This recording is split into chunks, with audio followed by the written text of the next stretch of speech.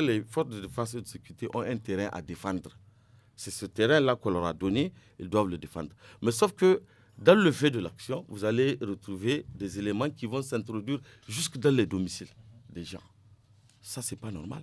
Ça, c'est une violation de domicile et qui est prévue et punie par le code pénal. Hein? Ou certains comportements du genre, on met lacrymogène dans les concessions des gens. Comment nous, on envisage cette question? Mais il faut porter plainte.